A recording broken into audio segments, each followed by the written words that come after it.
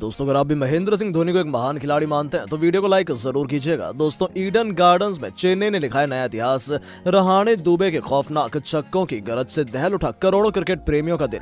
तो घातक गेंदबाजी से उड़ाए कोलकाता के परखच्चे तो आखिर कैसे? धोनी की पलटन ने कोलकाता के घमंड को चूर चूर करते हुए किया उन्हें अपने सामने घुटने टेकने पर मजबूर। कितने चौके छक्के लगे गेंदबाजों के कब्रगाह इस मैदान पर रोंगटे खड़े कर देने वाले इस महामुकाबले की पूरी हाईलाइट हम आपको दिखाएंगे। लेकिन उससे पहले आपको क्या लगता है कि महेंद्र सिंह धोनी और शिवम दुबे में कौन सबसे खतरनाक छक्के लगाता है? नीचे कमेंट करके जरूर बताइएगा। दोस्तों, ईडन गार्डन्स मैदान तो कोलकाता का था, लेकिन यहाँ पर पीला समंदर उमड़ पड़ा था। अपने ही घर पर कोलकाता के फैंस बड़ी मुश्किल से दिखाई दे रहे थे। हालांकि देखने के लिए पूरा मैदान खचाखच भरा हुआ था। दर्शकों में जोश और उत्साह की कोई कमी नहीं थी। इतने रोमांचक मुकाबले की शुरुआत में जब सिक्का उछला तो गिरा कप्तान नीतीश राणा के पक्ष में और उन्होंने महेंद्र सिंह धोनी की पलटन को पहले बल्लेबाजी करने का न्योता दिया। लेकिन इस फैसले के बाद उन्हें केवल निराशा और खून के आंसू के अलावा कुछ भी नसीब नहीं हुआ।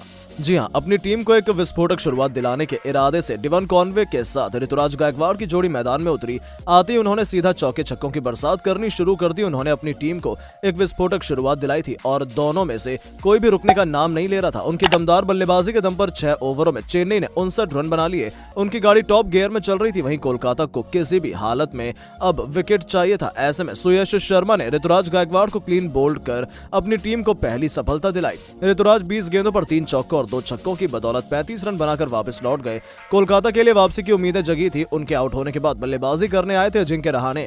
इस खिलाड़ी ने आते ही सीधा तबाही का रास्ता चुना और कोलकाता के गेंदबाजों का करियर तबाह करने की ठान ली। दूसरे छोर से कॉनवे ने अर्धशतक जड़ दिया था। हालांकि 56 रनों की बेहतरीन पारी खेलकर वो वरुण चक्रवर्ती के जाल में फंस गए। लेकिन उसके बाद मैदान में उतरे शिवम दुबे ने अजिंक्य रहाणे के साथ मिलकर ऐसा तबाही का मंजर दिखाया कि कोलकाता के खेमे के साथ साथ उनके करोड़ों फैंस का भी दिल दहल उठा।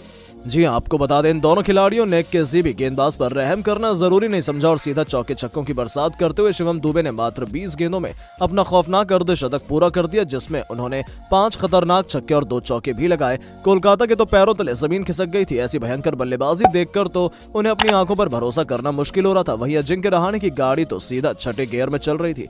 इस खिलाड़ी ने भी मात्र 24 गेंदों में अपना अर्धशतक पूरा कर लिया था। वो सिर पर कफन बांधकर उतरते।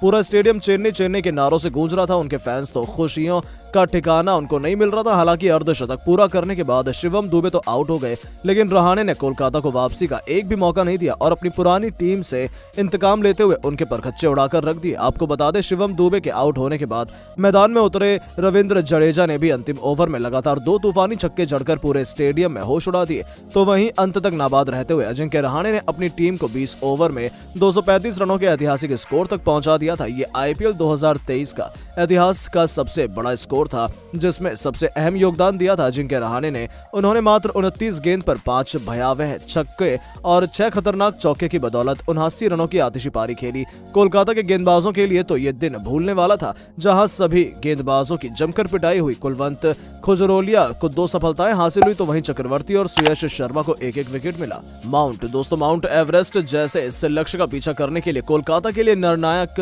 नारायण जगदीशन के साथ सुनील नारायण की जोड़ी मैदान में उतरी, जहां इन दोनों से अपनी टीम की तूफानी शुरुआत की उम्मीद थी। तो वहीं पहले ही ओवर में आकाश सिंह ने सुनील नारायण को क्लीन बोल्ड कर कोलकाता की जीत की उम्मीदों पर पानी फेर दिया। और अभी से पूरे स्टेडियम में जहां धोनी धोनी और चेन्नई चेन्नई के नारे लग रहे थे, इसी बीच नारायण जगदीशन भी बड़ा शॉट खेलने के प्रयास में बाउंड्री पर खड़े रविंद्र जडेजा को अपना कैच थमा बैठे।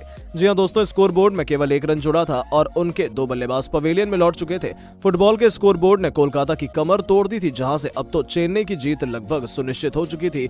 अब कप्तान नीतीश राणा के साथ वेंकटेश अय्यर अपनी टीम की उम्मीदों को जिंदा रखने की बहुत बड़ी जिम्मेदारी थी। इसको बखूबी समझते हुए दोनों ने आक्रामक रुख अपनाना शुरू किया और एक के बाद एक 2 तूफानी छक्के जड़कर अपने तेवर चेन्नई को दिखा दिए थे।